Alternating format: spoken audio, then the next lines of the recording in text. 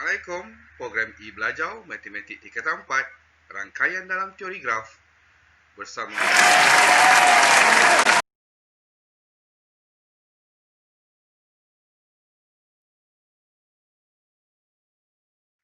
Cikgu Azrizal bin Zainal, SMK Lubuk Cina.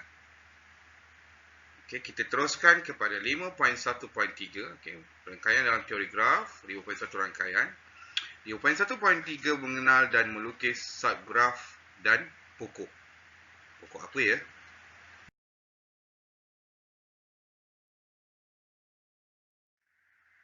Okey, subgraf. Okey, anda boleh rujuk pada buku surat 139 buku teks Matematik Tingkatan 4 KSSM. Okey, subgraf ialah sebahagian atau keseluruhan suatu graf dilukis semula tanpa mengubah kedudukan asal bucu dan tepi. Okey. Okey, suatu graf H dikatakan subgraf kepada graf G jika bucu-bucu graf H ialah subset kepada bucu-bucu graf G, iaitu VH subset VG. Maksudnya sini bucu H itu adalah sebahagian daripada keseluruhan bucu graf G. Okay. B, tepi-tepi graf H. Tepi ni apa? Garis yang menghubungkan dua bucu. Ialah subset kepada tepi-tepi graf G, iaitu EH subset kepada EG. Baik. Dan yang seterusnya, pasangan bucu setiap tepi graf H adalah sama dengan tepi graf G. Pasangan bucu mesti sama. Okey.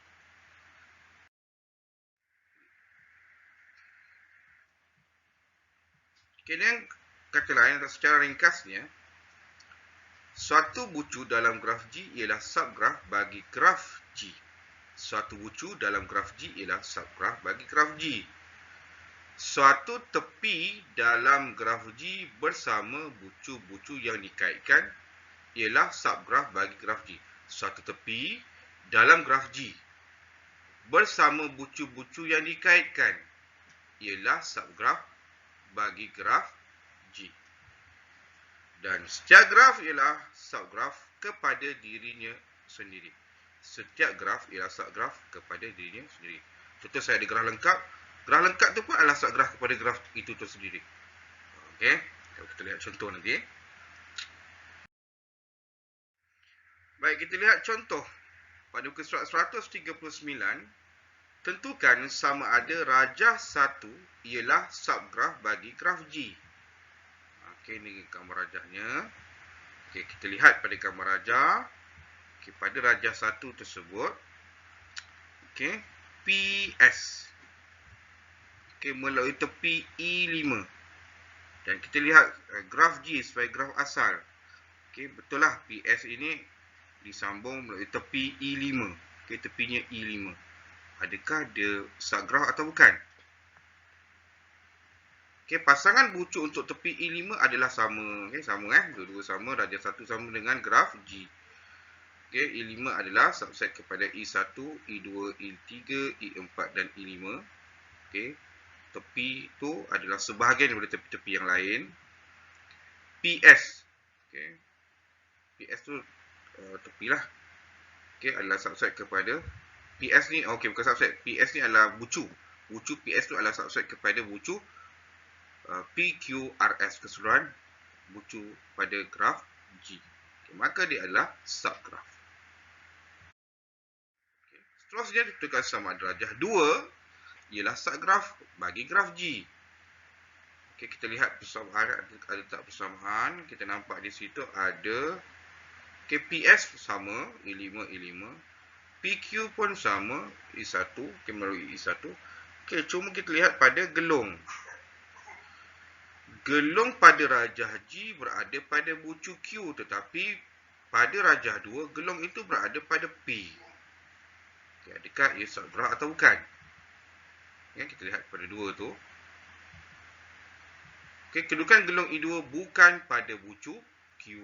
Okey, sepatutnya pada Q. Okey, tapi pada rajah 2 dia pada P. Maka dia bukan subgraf. Okey, baik.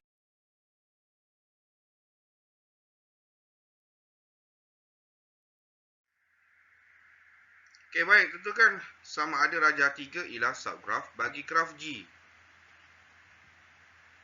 Okey, kita lihat pada gambar rajah. Okey. Betul, gelung pada Q. Okey. Okey, E2. Kita lihat pada PS. PS pada graf asal atau graf G ialah E5. Tepinya E5, disambungkan dengan E5. Tetapi pada rajah 3, E3. Sepatutnya E5. Okey, so kita lihat penyelesaian. Tepi yang mengaitkan bucu P dan bucu S adalah bukan E5. Okey, sepatutnya E5. Okey, tapi pada rajah 3 dia guna E3. Okey, maka dia adalah bukan subgraf. Okey, seterusnya tentukan sama ada rajah 4 ialah subgraf bagi graf G. Kita lihat pada gambar rajah. Okey, baik. Okey, so kita kena lihat dua tempat. Pertama kita lihat pada bucu Q, pada gelung. Gelung pertama, gelung graf G E2. Tapi pada rajah 4 E3. Okey. Seterusnya kita lihat pada tepi QR. Okey, QR. QR pada graf G disambungkan oleh E3. Pada rajah 4 E2. So tak sama, ada dua tempat tak sama. Okey, jadi tepi gelung dan tepi yang mengaitkan bucu Q dan bucu R adalah tidak sepadan, tak sama. Maka dia bukan subgraf. Baik. Okey, pokok. Kita dah faham subgraf, kita lihat pada pokok.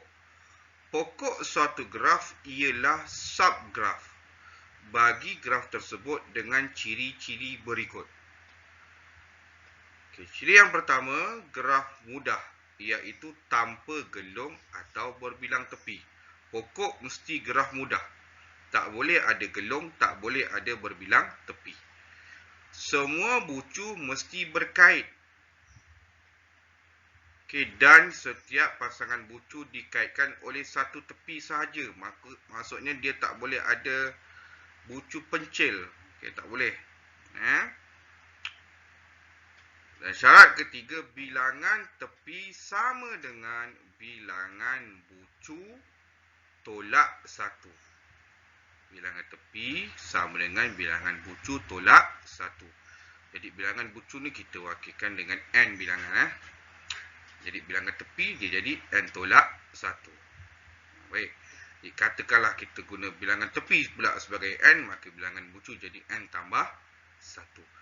Okay, pokok digunakan untuk menentukan laluan terpendek dengan syarat semua bucu dilalui hanya sekali.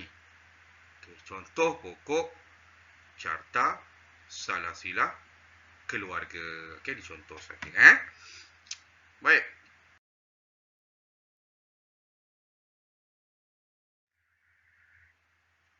Okay, kita lihat pada contoh gambar rajah.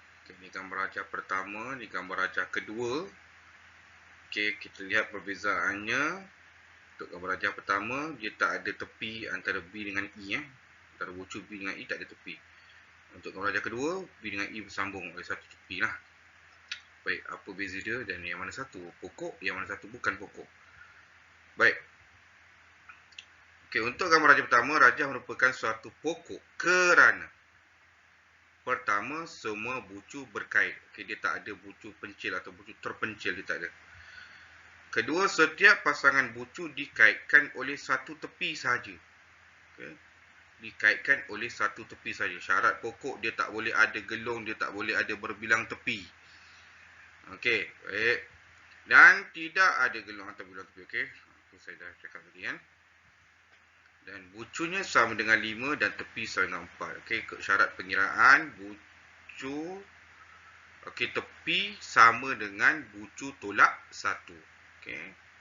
Tepi sama dengan bucu tolak 1 atau bucu sama dengan N tambah 1 N sekiranya N itu sebagai tepi lah. Jadi untuk standardize kita guna N tolak 1, N itu mewakili bucu. Ok, Okey, untuk gambar rajah kedua. Okey, rajah kedua. Rajah bukan suatu pokok. Kenapa ya? Kita lihat bukan suatu pokok kerana bucu B dan bucu E boleh dikaitkan dengan dua cara. Pertama, B terus ke E. Cara kedua pula, B boleh lalu C, D dan E. Disebabkan ada dua laluan di situ, dua kaedah di situ, dua cara di situ, maka dia bukan pokok. Okey. Okey, ni seperti yang saya nyatakan tadi lah. Dan bila kita kira bucu 5, tepi pun 5, tak boleh Untuk tahu dia pokok ke tak, bucu mesti lebih daripada satu tepi. Atau kita menggunakan rumus N tolak 1 untuk tepi, untuk mencari tepi. Baik.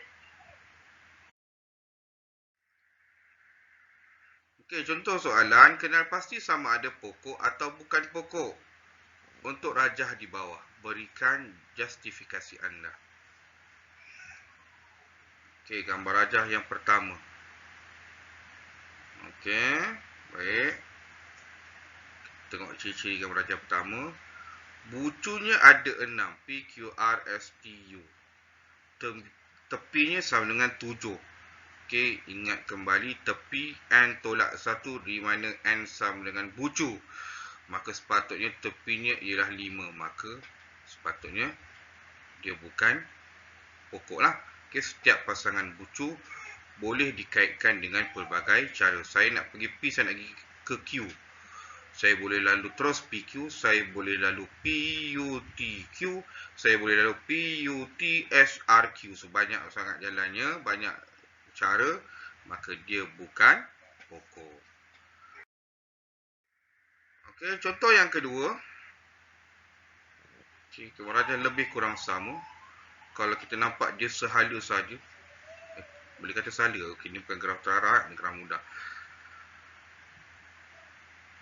Baik, bucu 6 tepi 5. Okey, dah ikut syarat lah sepatutnya. Okey, kita guna N tolak 1, N sebagai bucu. Sepatutnya dah ikut syarat. Setiap pasangan bucu hanya dikaitkan oleh satu tepi. Okey, betul lah. P ke U satu tepi, U ke T satu tepi, T ke Q satu tepi dan seterusnya. Okey, maka dia adalah pokok. Okey, seterusnya gambar rajah seterusnya. Okey. Pun sama, bucunya 6, tepinya 5. Setiap pasangan bucu hanya dikaitkan oleh satu tepi. Okey, so ni pun pokok. Okey. Gambar rajah yang terakhir. Okey, hati-hati. Cuba lihat betul-betul. Adakah arti itu bersambung dengan PQSU? Sambung ke tak?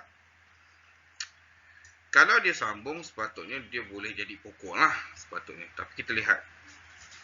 Betul-betul. Bucunya ada 6, tepinya 4. Okey, sepatutnya tepi kurang 1 ni kurang 2.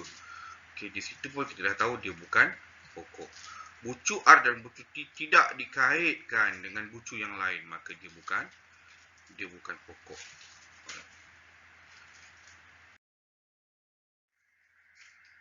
Okey, bentuk soalan yang seterusnya. Okey, satu pokok dengan maklumat yang diberi. A bucu sama dengan 6. Ingat, bila pokok, bucu kita wakilkan dengan N. Okey, tepi kita wakilkan dengan N tolak 1. Maka, sekiranya bucu 6, tepi mesti 5. Kurang 1 ya. Okey, ni contoh jawapan. Okey, daripada buku teks. Lukis sahaja bucu. Okay. Lepas tu kita hubungkan, dan mesti ada satu jalan sahaja untuk menghubungkan dua. Dia tak mesti graf mudah, dia tak boleh graf berbilang tepi, dia tak boleh graf yang ada gelung, dan dia tak boleh ada terpencil, tak boleh Baik. Bucu 8. Okay, bila bucu 8, tepi mesti 7. Okey, so ni contoh jawapan. Okey, macam salah silah keluarga punya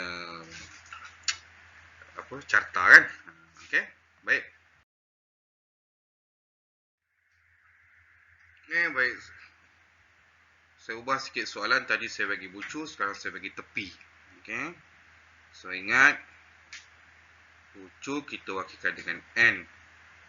Jadi tepi dia jadi N tolak 1. Tapi bila dia bagi tepi 4, jadi kita dapat balik N. So kita tambah 1 lah. Macam inilah tepi 4, bucu jadi 5. Ini contoh jawapan. Okey, ingat pelajar bentuk tak sunyi sama macam ni Yang penting ikut syarat N bucu I N tolak 1. Tepi 9, bila tepi 9 bucu mesti 10. Okey. Okey, seperti gambar rajah ini contoh contoh jawapan.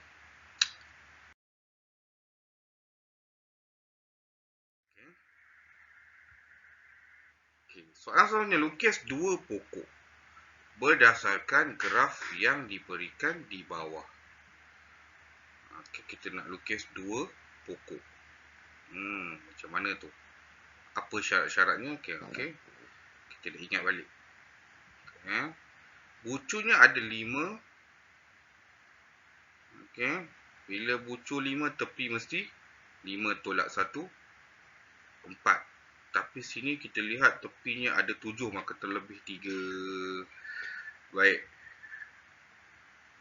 Okey, so ni contoh jawapan. Kita kurangkan 3 kurangkan 3 tepi dengan syarat tak wujud bucu terpencil. Kedua, tak boleh ada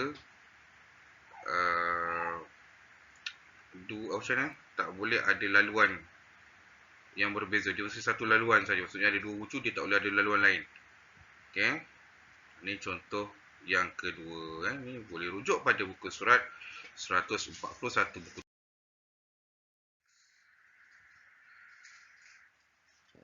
Okey. So bentuk yang lain. Okay, soalan yang sama, lukiskan dua pokok berdasarkan graf yang diberikan di bawah. Okey, masih rumus yang sama. Okey, kita lihat bucunya 6. Bucu 6, tepi mesti 5. Sekarang tepi 8 juga sama, terlebih 3. Okey, ini contoh jawapan 1. Dan ini contoh jawapan yang kedua. Okey, baik. Okey, mesti berdasarkan gambar rajah lah. Okey, persoalan. Adakah pokok itu subgraf? Ya, pokok adalah subgraf. Sebahagian daripada graf. Okey, rajah di bawah menunjukkan satu graf tak terarah dan berpemberat. Kita dah belajar dah sebelum ni graf tak terarah dan berpemberat. Lukis satu pokok dengan jumlah nilai pemberat yang minimum. Minimum maksudnya paling rendah. Okey, jumlahnya mesti paling rendah. Okey. Lihat pada gambar rajah. Okey. Okey, bucunya 5, tepinya 7, terlebih 3. Sepatutnya kita kena keluarkan tepi dengan pemberat nilai tertinggi. Okey, apa nilai yang tertinggi? 25, 20, 19. Okey, jadi bila kita buang, dia jadi seperti gambar rajah. Alamak, kita lihat pada gambar rajah ada P. P dah jadi bucu terpencil. Okey. Bila dah jadi bucu terpencil, okey, maksudnya bucu P ni tidak dikaitkan dengan bucu lain. Maka okey, yang kedua pula kita lihat RST. 3 tepi ni okey, RST saling berkait. Maksudnya R ke S boleh lalu T. S ke T boleh lalu R. R ke T boleh lalu S. So dia bukan ciri pokok. Maka ni bukan pokok. Jadi macam mana kita nak ubah? Okay, sama juga kita nak kena keluarkan nilai pemberat yang tertinggi. Maka kita lihat RST tadi, kita nak buang salah satu. Jadi kita buang yang tertinggi antara 12, 17 dan 14. Kita buang 17. Kita akan buang pemberat nilai 17 perlu dikeluarkan sebab nilainya lebih besar, paling besar. Okey, saya dah buang. Kita dah buang di situ. Okey, lihat pada pemberat 25 dan 19 pada gambar rajah asal, okey, pada graf asal. Jadi 25 dengan 19 tingginya 25, maka 25 tu kita buanglah tepi PQ tu, itu tepi PQ tersebut kita buang Maka PT kita sambungkan. Okey, pemberat 19 dipilih kerana nilainya lebih rendah sebab matlamat kita nak dapatkan jumlah pemberat yang minimum. Okey, sambungkan, maka dia pokok, dah jadi pokok. Tapi kita kena tahu jumlah nilai pemberat dulu Okey, jumlah pemberat minimum pokok ialah 10 tambah 12 tambah 14 tambah 11 sama dengan 55.